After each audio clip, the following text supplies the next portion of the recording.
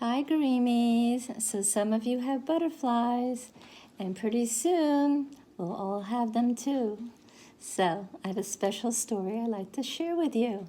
The name of the story is Bye Bye Butterflies, written by Andrew Larson, illustrated by Jacqueline Houdin Varelli.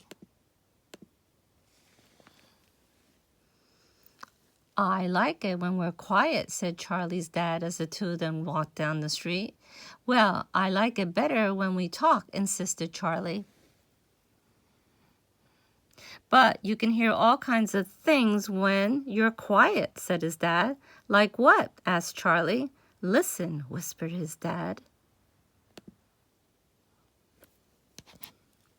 So Charlie listened, and that's when he heard it. It sounded like a chorus of children's voices. Yes, the voices called out. Yes, bye-bye, butterflies. Charlie looked up at the buildings across the street.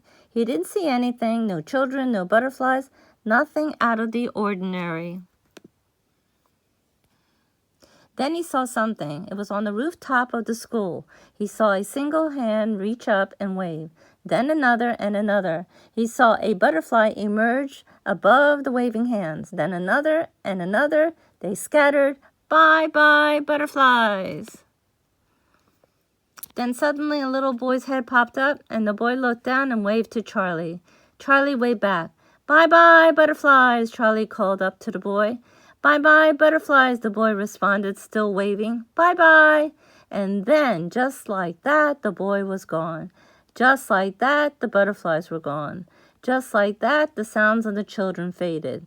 Charlie stood alone with his dad. Maybe I could do something like that one day, said Charlie hopefully. Maybe, said his dad, smiling. They continued walking silently. After a few months later, Charlie started school. He forgot all about the butterflies. He was too busy doing somersaults in the gym and learning to sit still during story time. Fall turned into winter, and winter turned into spring. When Charlie's class returned from spring break, a package had arrived for them. It had a bright red sticker on it. Live contents. Open immediately. Inside the package were tiny jars. Inside the jars was some special goop. And inside the goop were teeny tiny caterpillars. You are all butterfly scientists now, said Miss Kathy. Each of these tiny caterpillars will grow into a butterfly. It's your job to help them grow and watch for the changes that take place. What are we going to do with them when they grow into butterflies? Asked Sophie. We'll let them go free, answered Miss Kathy. Then Charlie remembered. Bye-bye, butterflies. Over time, the caterpillars ate the goop. They grew and grew until they were big and fuzzy. Then, one by one, they crawled up the sides of the jars. One by one, they fastened themselves to the top of the jars and dangled upside down.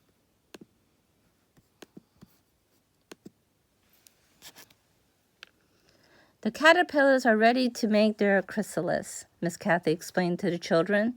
They'll stay inside their chrysalis until they have changed into butterflies, and that's just what they did. The next morning, the children came to school and discovered that the jars were gone, and their place was a big glass terrarium. Our butterflies will need more room when they come out of their chrysalis, Miss Kathy explained. Let's put some twigs and grass and flowers in the terrarium for them. It'll make things a little more cozy. The chrysalis seemed to hang around forever. The children could hardly wait. I know it doesn't seem like there's much going on, but it's important to keep observing.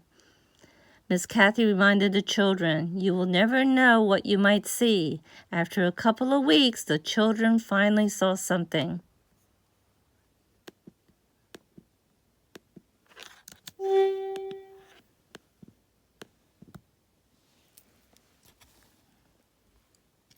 The terrarium was aflutter with baby butterflies.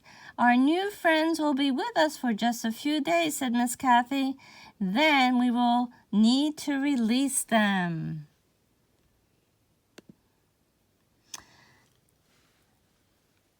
A few days later, it was time. Today's the day, said Miss Kathy. They're ready to go free. You've all done a great job of looking after your butterflies. The children felt a little happy and a little sad all at once. I wish we could keep the butterflies forever, said Sophie. I know, said Charlie, but just wait and see. The children gathered on the rooftop with teachers and the butterflies. Charlie could hardly keep still. Are you ready? Miss Kathy asked the children. Yes, they called out. Are you sure? She asked. Yes, called out even louder. And then, let's get ready to say goodbye, she said. The children raised their hands and began to wave. Miss Kathy opened the lid of the terrarium and the butterflies fluttered up, up, and away. Bye-bye, butterflies, sang the children. Bye-bye. Charlie walked over to the safety rail at the edge of the rooftop.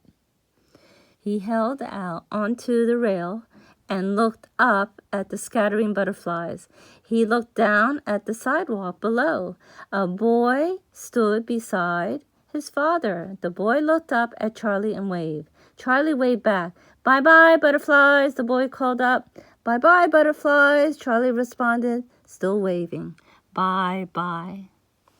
And that's the end of the story. Hope you liked it.